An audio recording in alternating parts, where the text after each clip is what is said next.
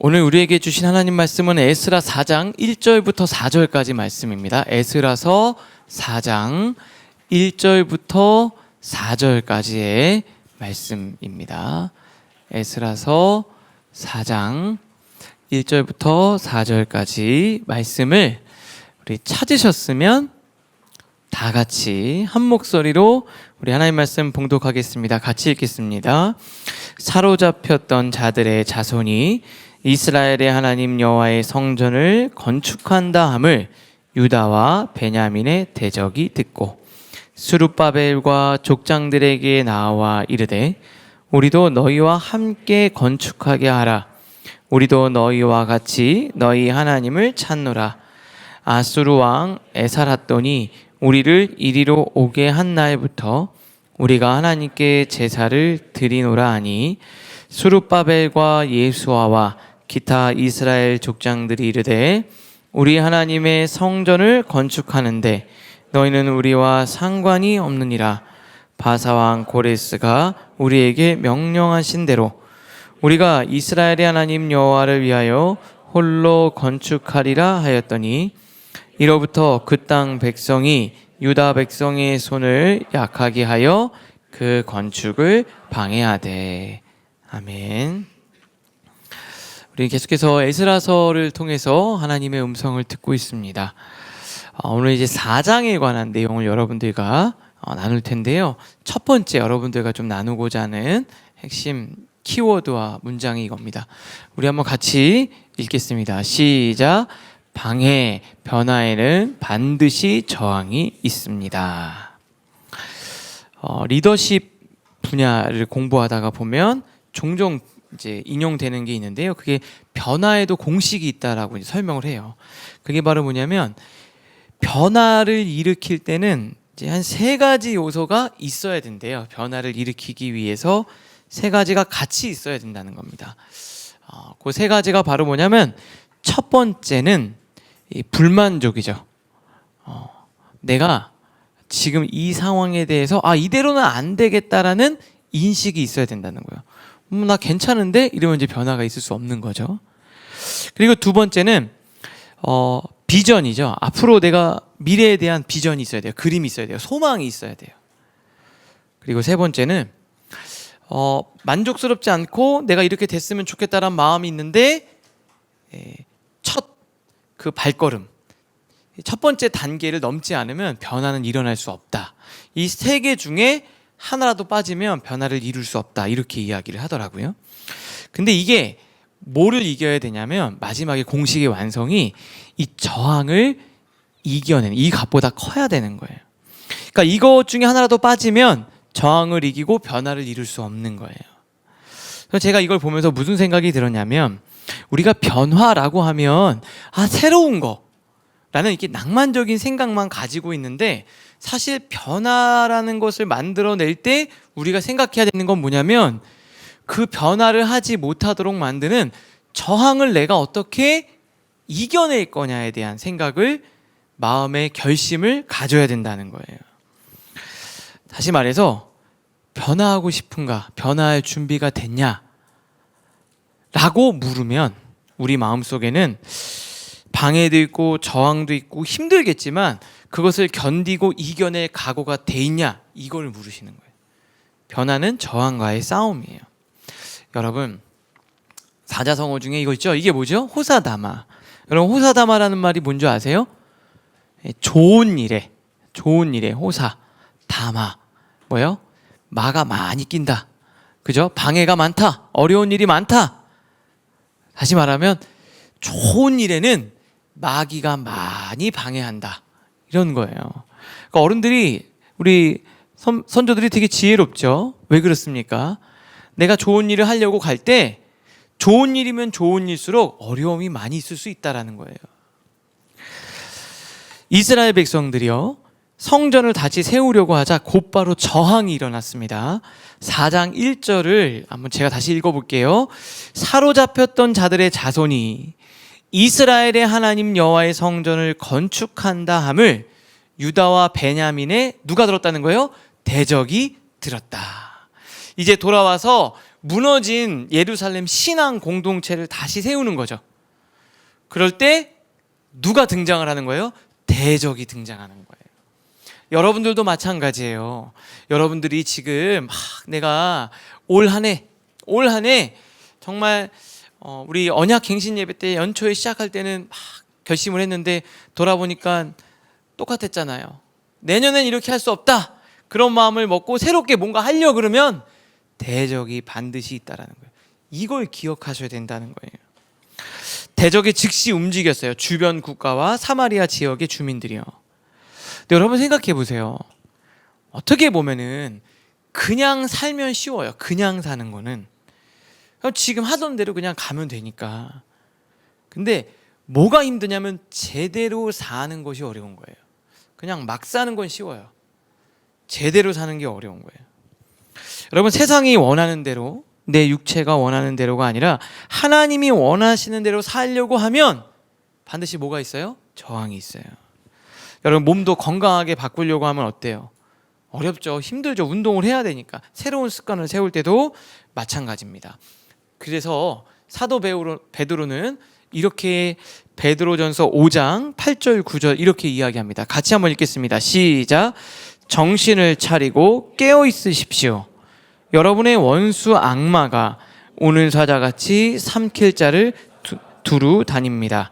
믿음에 굳게 서서 악마를 맞서 싸우십시오. 여러분도 아는 대로 세상에 있는 여러분의 형제 자매들도 다 같은 고난을 겪고 있습니다. 여기 뭐라고 되어 있습니까? 정신을 차리고 근신하고 깨어 있으라. 개역개정에 그렇게 되어 있거든요. 그게 무슨 말이에요? 정신을 차리고 깨어 있어야 된다는 거예요. 원수 악마가 우는 사자와 같이 삼킬 자를 두루 찾아다닙니다. 여러분들 내가 무언가 하려고 할 때 방해가 있고 어려움이 있고 그것들을 내가 극복해야 된다는 인식을 해야 된다는 거예요. 그러니까 중요한 게 있어요. 뭐냐? 방해가 있을 수 있다. 저항이 있을 수 있다. 어려움이 있을 수 있다. 그러니까 너무 순진하게 생각하는 것이 아니라 내가 그것이 어려움이 있을 수 있는데 실망하지 않고 준비하고 하나님과 맞서 싸우리라. 이 마음을 갖는 것이 중요하다는 거예요. 지금 우리가 에스라서를 그 이전의 역사 사실인데 오늘 우리에게 전해진 건 뭐예요? 하나님의 일을 행하고 너희들이 정말 삶을 제대로 세우고 정비하려고 할 때 방해가 있고 공격이 있을 수 있으니까 마음을 단단히 먹고 준비해라. 이렇게 이야기하는 겁니다. 그래야 우리가 넘어지지 않고 무너지지 않을 수 있습니다. 우리 옆에 있는 분들에게 이렇게 얘기해 주세요. 방해가 있을 수 있습니다. 포기하지 마십시오. 한 번 더 얘기해 주세요. 당신 너무 순진합니다. 그냥 예수님 말씀대로 내가 나는 정말 결단하고 목사님 결단하고 막 좋은 일 하려고 그러는데 어려움이 있어요. 제가 볼 때는 죄를 지을 때 더 어려움이 없을 수도 있어요. 길이 막 열리는 거죠. 마귀가 죽으라고 길을 열어주는 거예요. 근데 여러분이 그게 아니라 죄를 끊고 제대로 인생을 살려고 할 때 어려운 거예요. 여러분이 지금 내가 지금 어려움이 있다. 여기서 왜 어려움이 왜 생기지에 고민할 게 아니라 내가 길을 제대로 가고 있구나. 내가 이 어려움을 주님과 함께 이겨내야겠다라고 결심하고 결단하는 게 중요한 거예요.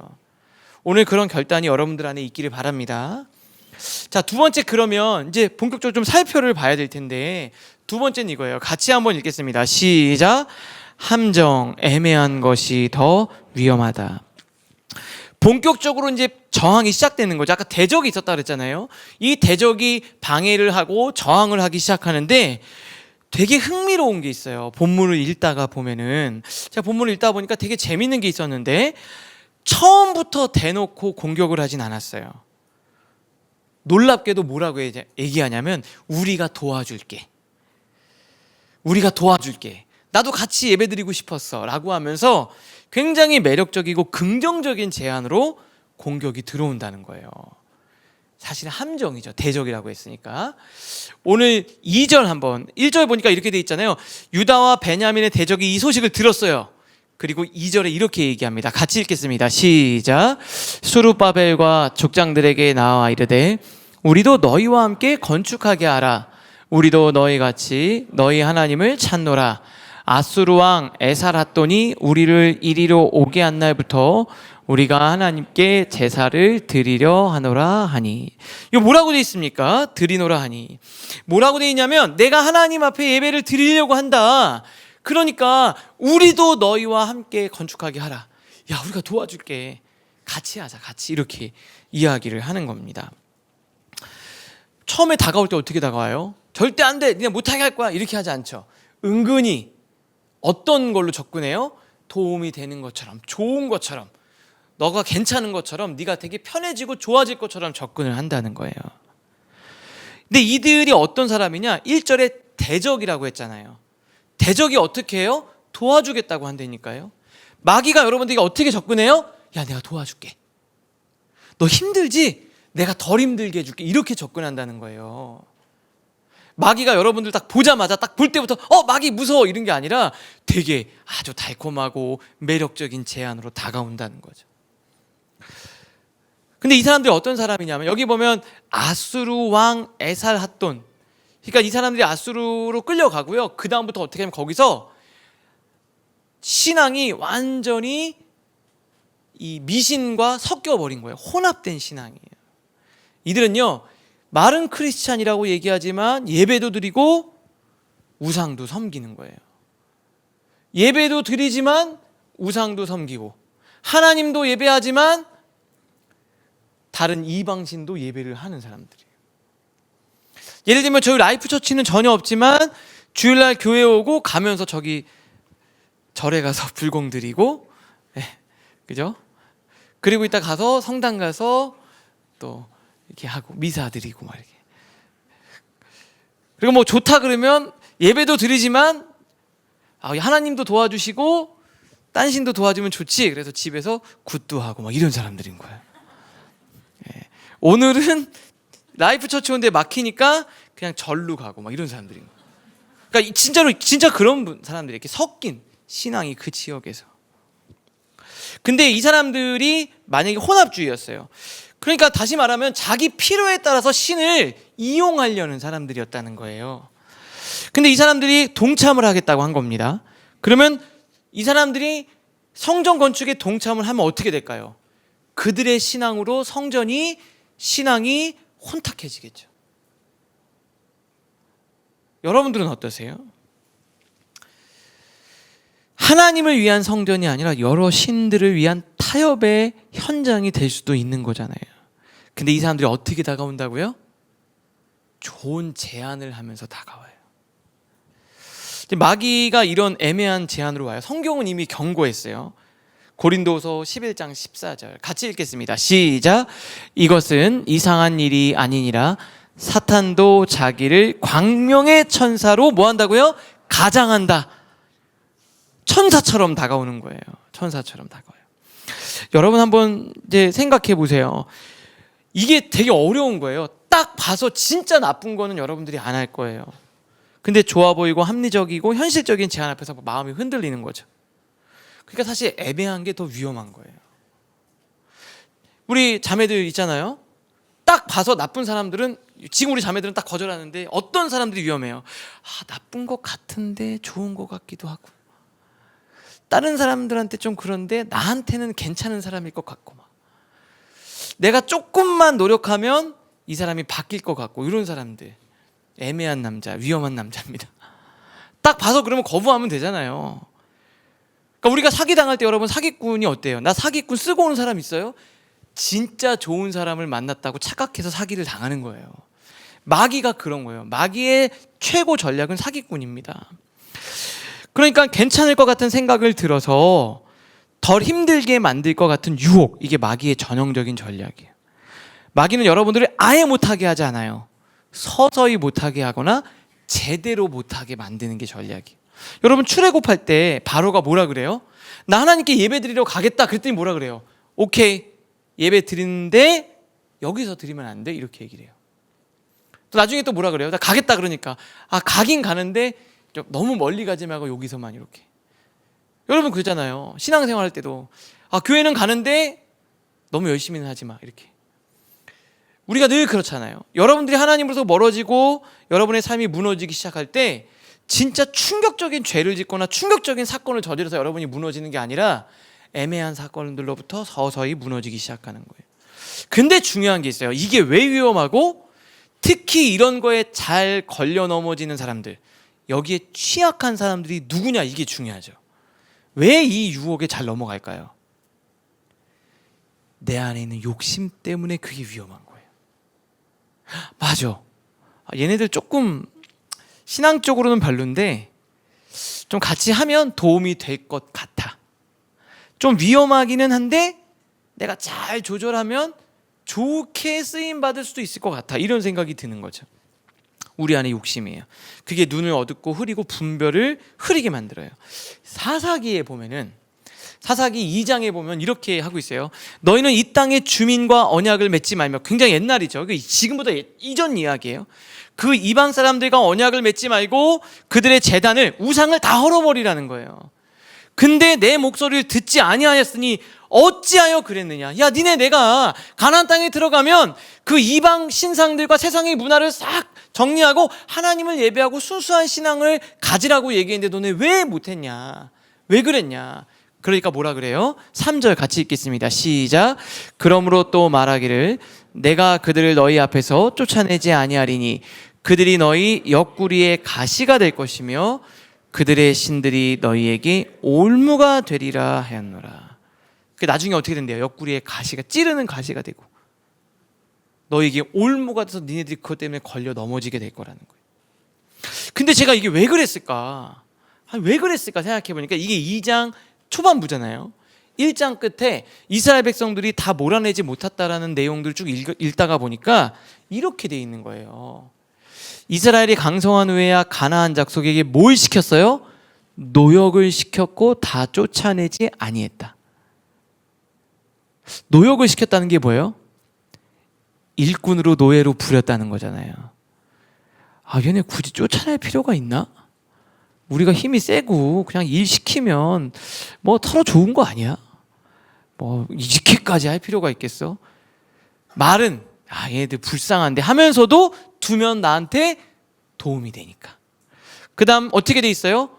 가나안 족속이 그들 중에 거하면서 노역을 하였더라. 이게 계속 나오는 거예요. 그죠? 베세메스와 베나나 주민이 그들에게 노역을 하였더라. 아모리 족속이 마침내는 노역을 하였으며, 뭐예요? 노예로 쓰니까 좋은 거예요.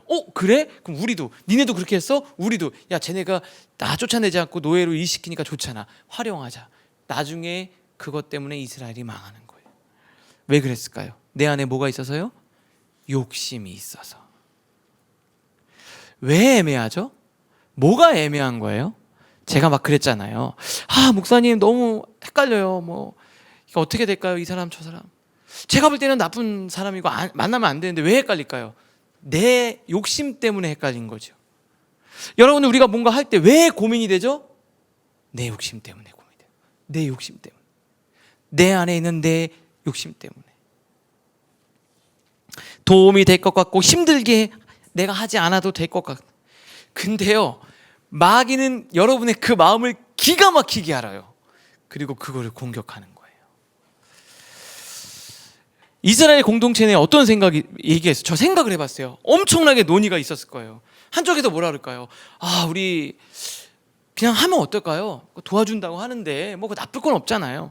크게 문제가 없을 것 같아요. 한 사람이라도 더 필요하니까. 지금 손 하나가 얼마나 귀합니까? 도와준다고 하는데. 저들도 약간 그 마음에 하나님을 섬겼다고 하는데 문제가 없을 수도 있잖아요. 우리가 잘 컨트롤하면 문제가 없을 수도 있잖아요. 그때 한편에서 뭐라 그러냐면은, 옛날에 우리 사사기 안 읽어봤어요? 우리 조상들이 그래서 무너진 거잖아요. 우리 그거 하지 않자고 다시 시작한 거잖아요. 우리 그러지 맙시다. 힘들어도 늦어도 저 사람들 도움을 받으면 너무 좋지만 그거 아니고 우리끼리 하나님 앞에서 기도해서 가면 하나님은 우리에게도 능력을 주실 겁니다. 나중에 어떻게 해요? 맞아요. 우리 그러지 맙시다.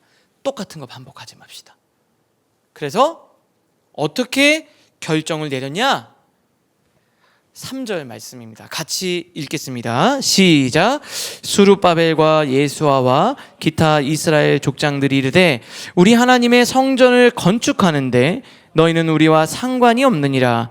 바사왕 고레스가 우리에게 명령하신 대로 우리가 이스라엘의 하나님 여호와를 위하여 홀로 건축하리라 하였더니. 고맙지만 괜찮습니다. 얘기한 거예요. 그 내면은 어땠을까요? 그럽시다. 우리 괜히 그 현실적인 유익을 얻으면서 우리의 신앙을 흐릿하게 하고 위험하게 만들지 말고, 부족하지만 그렇게 나가면 하나님이 채워주실 겁니다.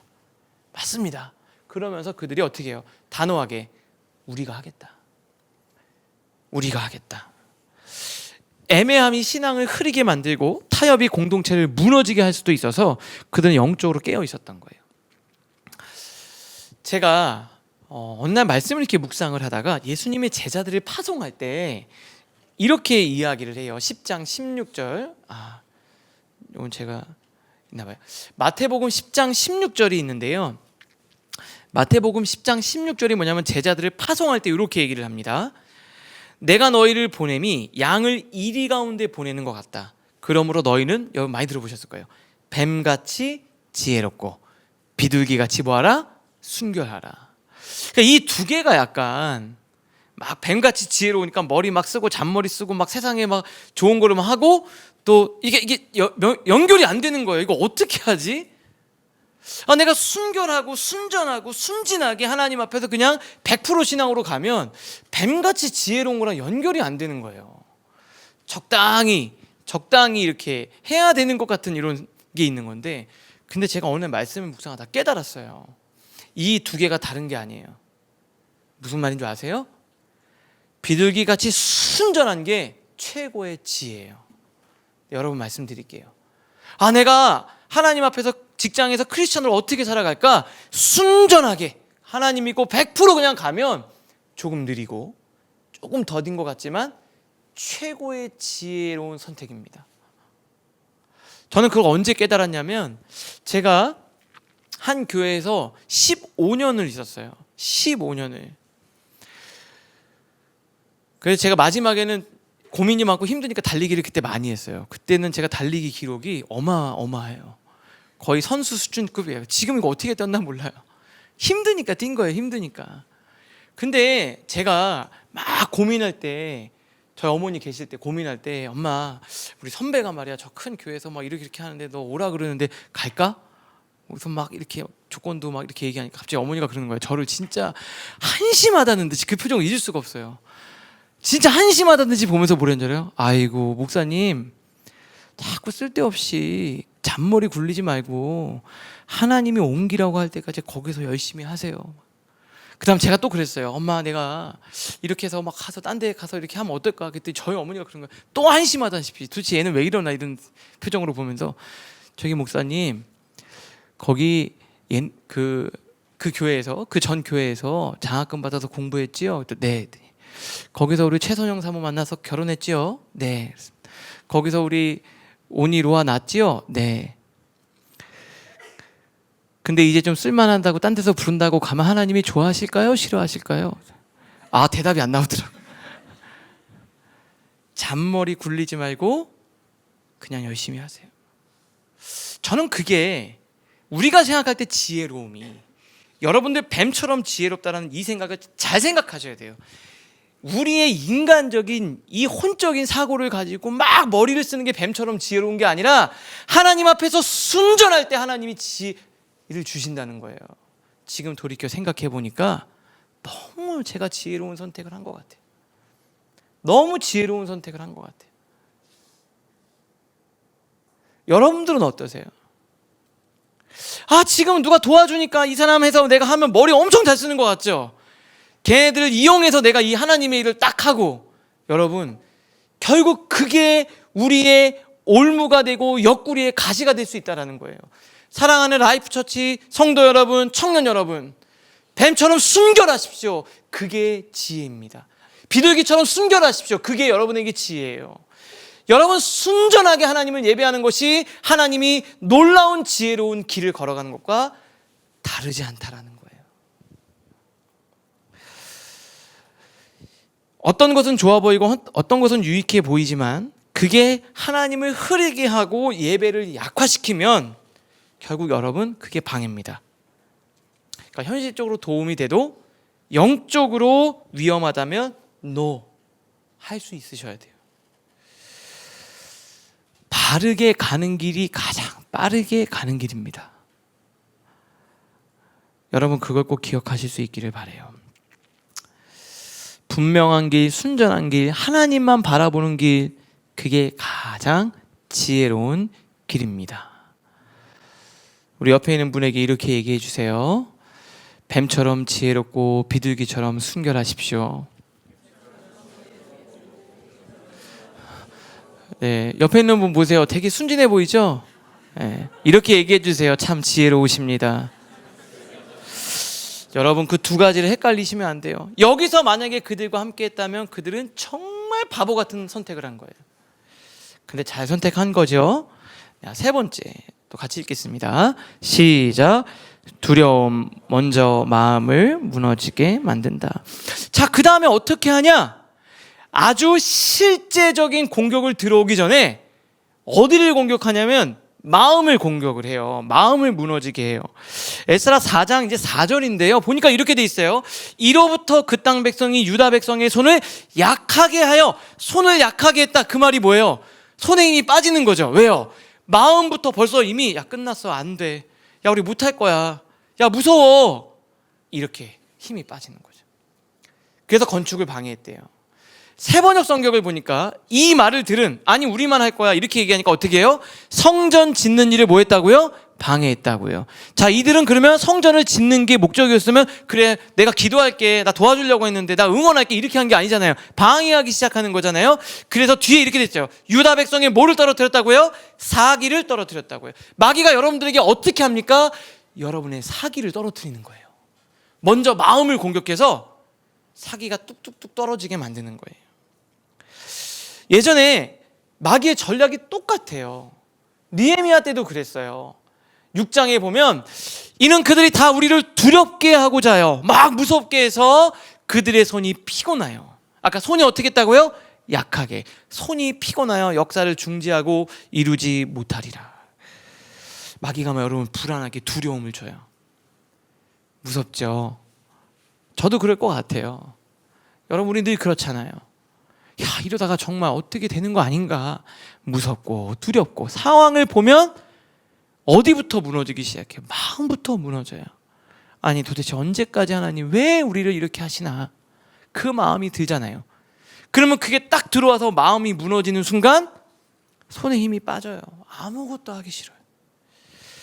시작하기 전에 야 끝났구나, 이미 해결되기 전에 늦었다. 이거 괜히 시간 낭비, 돈 낭비, 감정, 에너지 낭비하는 거 아니야.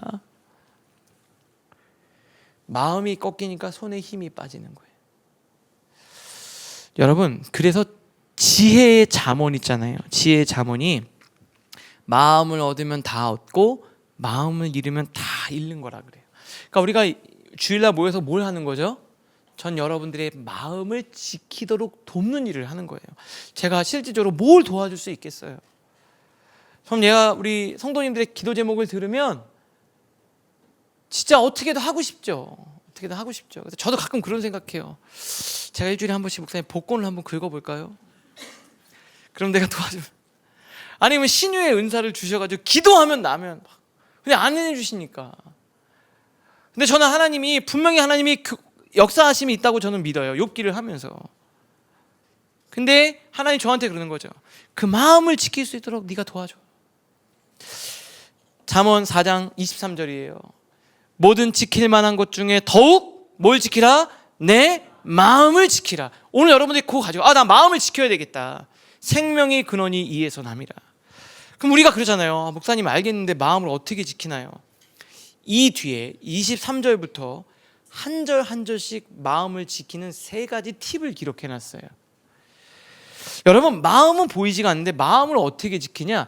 마음을 지키려면 마음에 집중하면 마음을 지킬 수가 없어요. 제가 다시 말씀드릴게요. 마음을 지키려고 마음을 바라보고 마음에 집중하면 마음을 못 지켜요. 잠언에 마음을 지키는 게 3가지가 있어요. 오늘 여러분들에게 그거 말씀을 드릴게요. 첫 번째 24절 읽겠습니다. 시작. 구부러진 말을 내 입에서 버리며 삐뚤어진 말을 내 입술에서 멀리하라. 마음을 지키라. 마음에서 생명이 나니까 너 마음 빼앗기면 이미 다 끝난 거야. 마음을 지키려면 첫 번째, 구부러진 말을 똑바로 하라는 거예요. 우리가 보면 대화하다 보면 가끔 뭐라 그러죠? 뭐 어떻게 됐어? 뭐 네가 뭐 이렇게 뭘 비꼰다 그러잖아요. 말이 딱 이렇게 얘기하는 게 딱 틀어서 얘기하는 거예요. 뭐 되겠어 우리가? 아이고 뭐 되려면야 뭐 됐지 뭐. 당신이 뭐 여태까지 그렇게 살았는데 앞으로 뭐 가능성이 있겠어? 이런 얘기하지 말라는 거예요. 삐뚤어진 말. 나는 믿지도 않아. 그럴 줄 알았어. 이런 말 하지 말라는 거예요. 그게 그 마음을 지키는데 치명적이라는 거예요. 여러분, 부정적인 말을 어차피 그거 하나 안 하나 이미 벌어진 일인데 그거 더해서 뭐예요? 그렇지 않나요?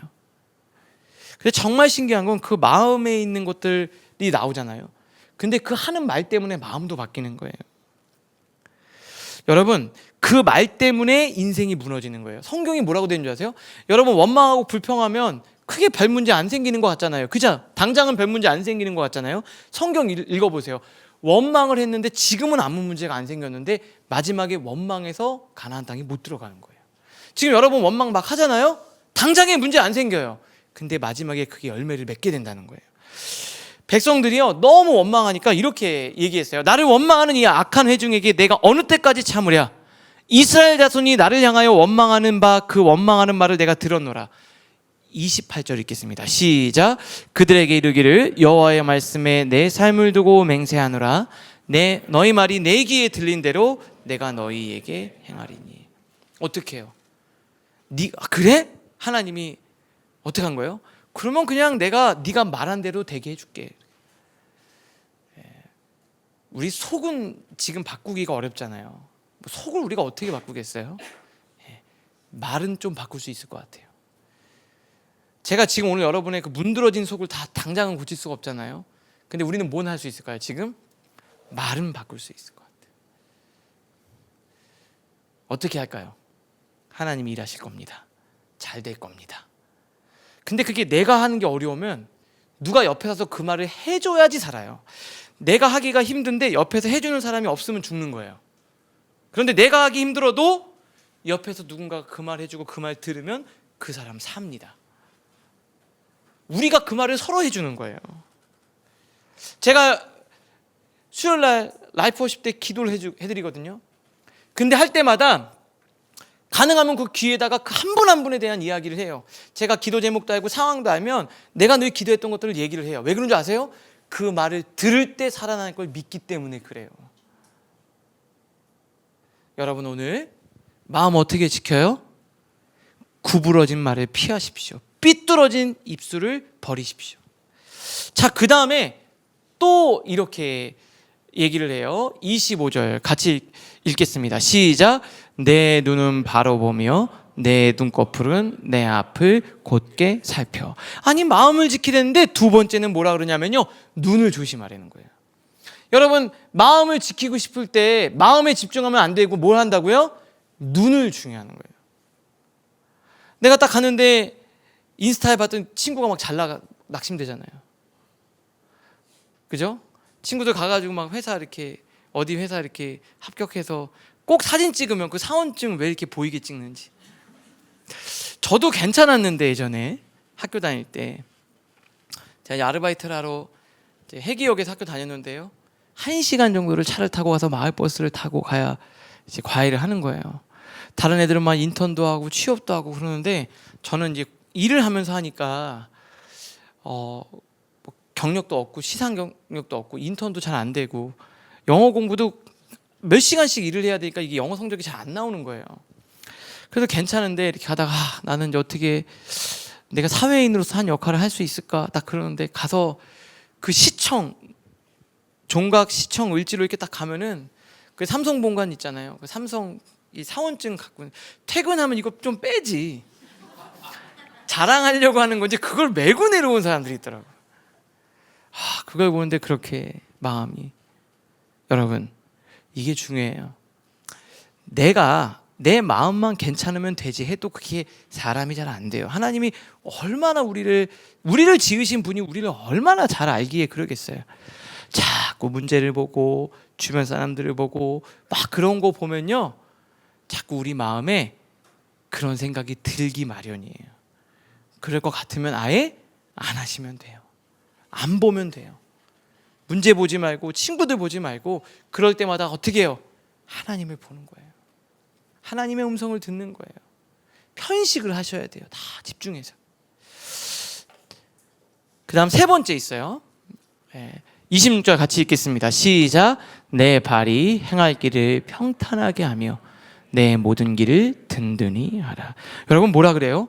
발. 내 발이 행할 길을 평탄하게 하라. 가야 될 때를 가라는 거예요. 딴 데 쓸데없는 데 가지 말고 은혜 받는 자리, 믿음을 세워주는 자리, 마음을 단단하게 해주고 건강해주는 자리에 너의 발을 두라는 거예요. 내 모든 길을 든든하게 하라는 거예요. 여러분 가가지고 나 마음 지키겠다고 해가지고 자꾸 사람들 잘 나가서 자랑하고 막 이런 데 가서 거기 껴서 기웃기웃하고 나도 꿀리지 않는 것처럼 해가지고 뭐 옷 잘 입고 뭐 하고 가서 여러분 보세요. 어떻게 돼요 나중에? 허무한 거예요. 마음을 세워주는 자리, 발이 여러분이 어디에 있냐는 거예요. 은혜의 자리, 믿음의 자리, 기도의 자리 나오는 거죠. 그리고 좋은 사람들 만나서 말씀으로 세우는 거예요. 저희가 이제 아내랑 이제 사역하는 목사님들 모임에 가거든요. 근데 거기 다른 사모님도 그랬고 저희 아내도 그런 얘기했는데 만나면 그러는 거예요. 우리 아내도 그런 생각했을 거예요. 제가 안정적인 목회를 포기하고 개척을 하니까 아마 그때 그랬겠죠. 이제 우리 남편은 왜 그러나 이런 생각 하지 않았겠어요? 그리고 막 사역하고 또 사역하면 거기에 빠져서 막 달려가고 이런 모습을 보면서 근데 거기 갔더니 우리 아내가 그런 거야. 당신이랑 되게 비슷한 사람이 많다. 당신이랑 비슷해. 뭐 이 사람도 얘기하면 당신이랑 비슷해. 생각하는 게 비슷해. 말하는 게 비슷해. 하는 게 비슷해. 이렇게. 그리고 어떤 분도 그러는 거예요. 사모님이 너무 힘들었대요. 제가 정말 힘들었는데 우리 남편 같은 사람들이 참 많구나 생각하면서 위로를 받고 열심히 하겠다. 여러분 믿음의 사람인데 믿음의 사람들과 있을 때 철이 철을 날카롭게 하듯이 여러분의 신앙이 단단해지고 마음이 건강해지는 거예요. 그러니까 여러분 저는 멘탈이 약해요. 마음이 약해요. 제가 볼 때는 여러분 그렇게 해서 멘탈 강하게 유지할 수가 없어요. 하나님이 얼마나 잘한 거예요.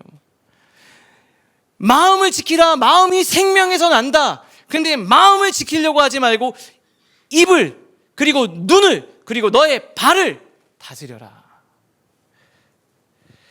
여러분 생각보다 주변에 여러분 영향 많이 받아요. 여러분 굉장히 나약하신 분들이에요. 옆에 누가 있느냐에 따라서 여러분들이 많이 움직여요. 그러니까 주변에 믿음의 사람들을 두고 믿음의 말을 하시고 예수 그리스도를 더 많이 바라보시고 그리고 기도의 자리에 나오세요. 믿음이 약해지고 불안해지고 두려워지는 모임 나가지 마세요. 이제 지난주 수요일 날 우리 장청년 목사님 너무 귀한 말씀을 주셨는데 이번 주 수요일 날 업로드 되면 꼭 들으세요.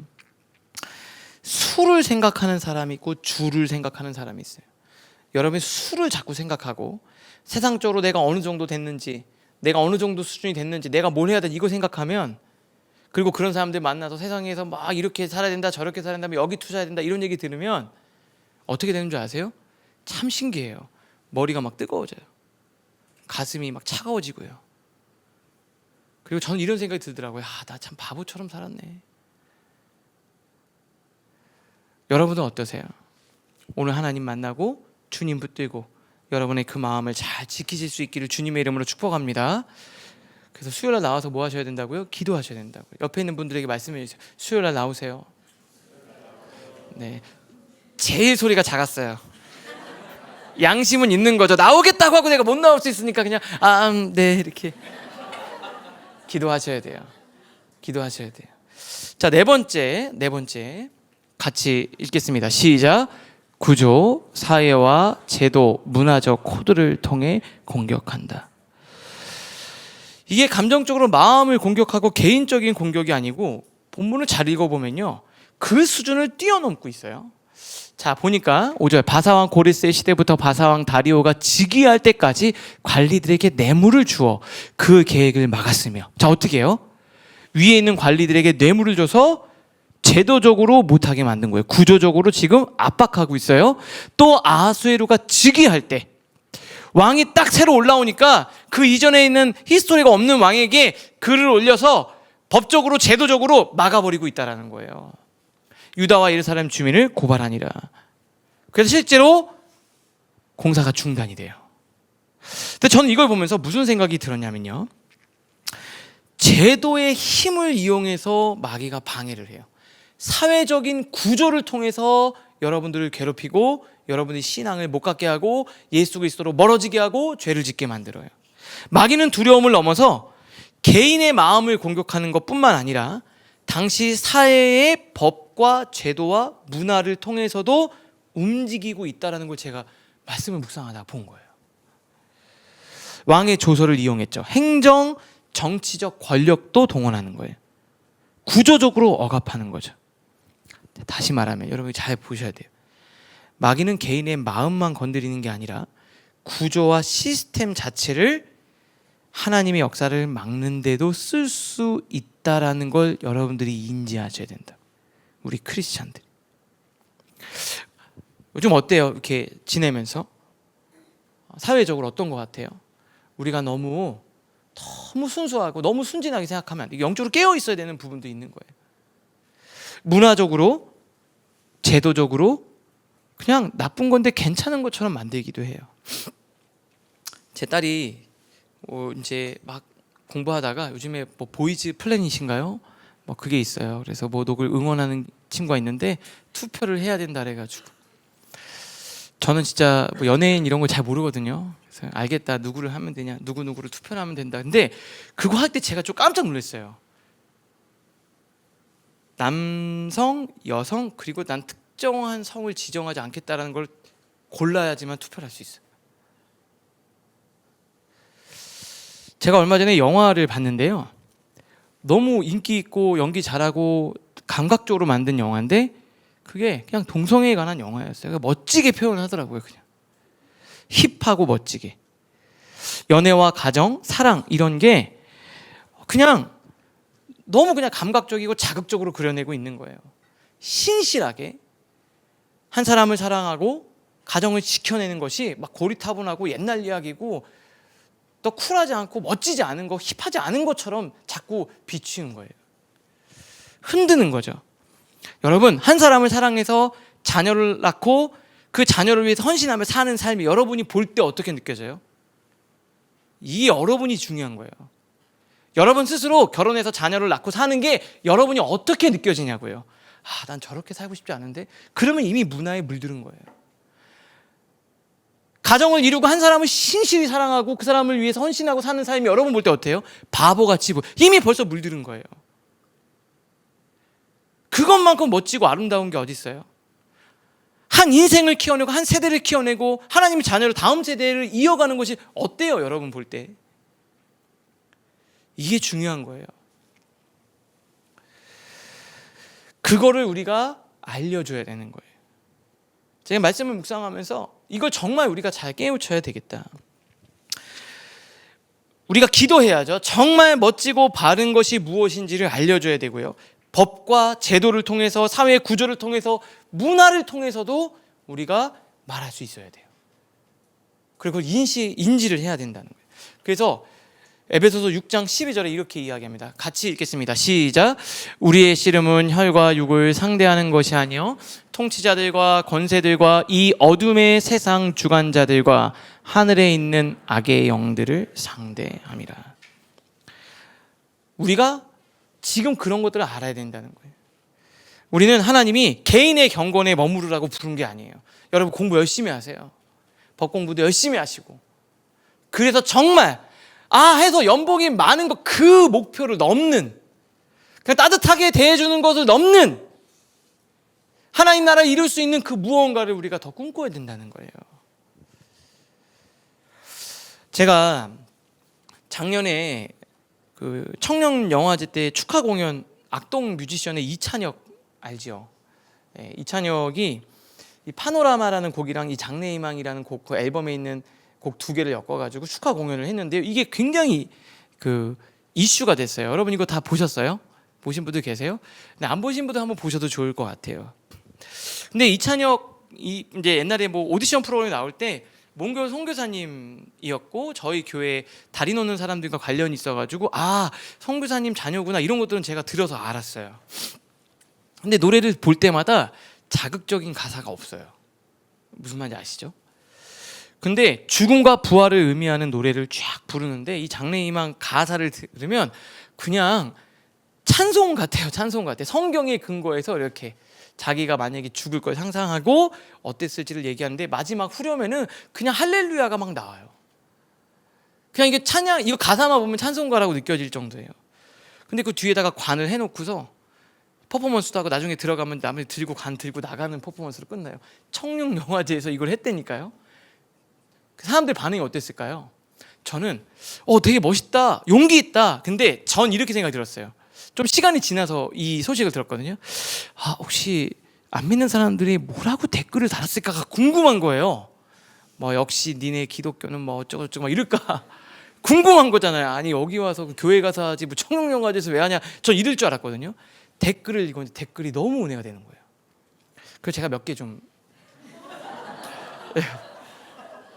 안 보이시죠? 나중에 한번 보세요. 이렇게 돼 있어요. 기독교가 욕을 수많이 먹는 지금 맨 이쪽에 있는 거거든요. 당당히 외치는 게 좋다. 이 친구 은혜 됐어요. 뭔지 아세요? 교회를 가지 않은 지 5년이 지났는데 이번 주 한번 가야겠다. 코로나 이후부터 안 간 거예요. 그 다음 뭐라고 되는지 기독교는 확실히 다른 종교랑 다르긴 한 것 같다. 영원히 살 수 있는 종교. 야 진짜라면 한번 믿어보고 싶다. 그 다음 뭐라고 되어 있냐면요, 누군가 선교를 어떻게 하는 것이 가장 효과적이냐고 물어보면 이 노래 들려주고 싶다. 이런 노래라면 사람들이 성경을 읽어보고 싶어 할 것 같다. 근데 이거 보다가 나중에 좀 뭉클한 댓글이 나오기 시작했어요.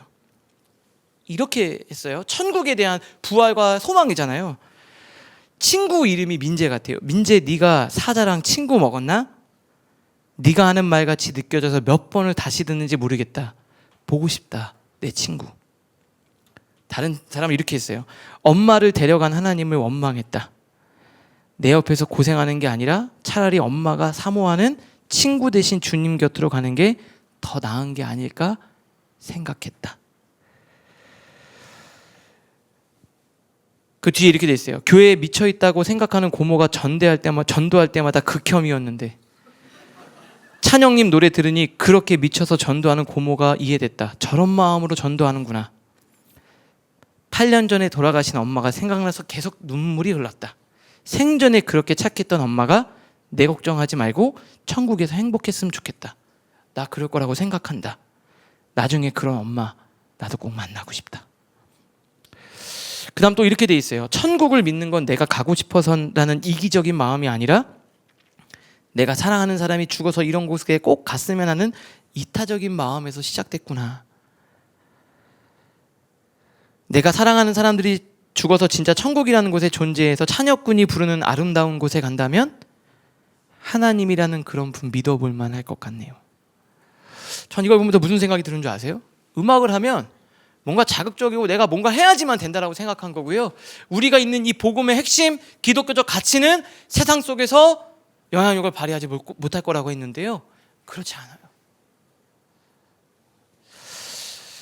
저는 음악만이 아니라고 생각해요. 우리 하이프처치 성도님들은 우리는 되게 공부도 많이 하고 신앙생활 오래 했잖아요. 직장에서 정직과 섬김으로 건강한 조직 문화도 만들어주세요.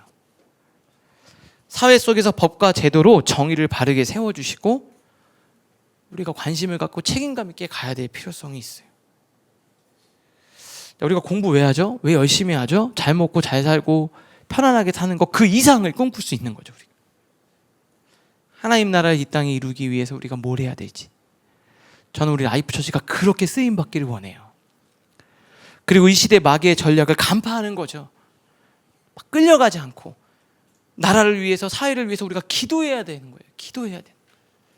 그렇게 기도하면서 하나님 나라를 이루어가는 저와 여러분들 되실 수 있기를 주님의 이름으로 축복합니다.